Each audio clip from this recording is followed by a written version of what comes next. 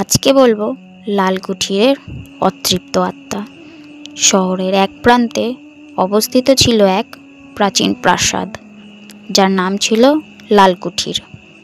লাল ইট দিয়ে তৈরি হওয়ায় এর নাম হয়েছিল লালকুঠির।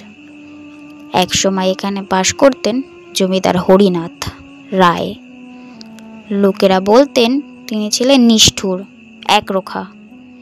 তিনি নিজের ক্ষমতা দেখাতে গিয়ে অনেক গরিব প্রজাকে নির্যাতন করতেন। একদিন এক বিধবার সন্তানকে হত্যা করার অভিযোগ ওঠে তার বিরুদ্ধে।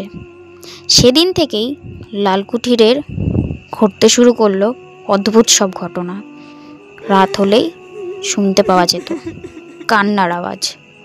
দরজা জানালা বন্ধ থাকা সত্ত্বেও বাতাস চলাচলের শব্দও শোনা যেত। এমনকি হঠাৎই লাল আলো জ্বলে উঠতে দেখা যেত। স্থানীয়রা বলতেন সেই বিধবার আত্মা আজও ঘুরে বেড়াচ্ছে প্রতিশোধের আশায়। কেউ কেউ আবার জমিদারকেও দেখেছেন আয়নার মধ্যে হঠাৎই এক চোখ রাঙানো মুখ। অনেকেই চেষ্টা করেছিলেন কুঠিরটি ভাঙার, কিন্তু এমন কিছু রহস্যময় দুর্ঘটনায় তা থেমে গেছে বারবার। আজও সেই লাল কুঠিরটি দাঁড়িয়ে আছে এক অতৃপ্ত আত্মার অভিশাপ বহন করে।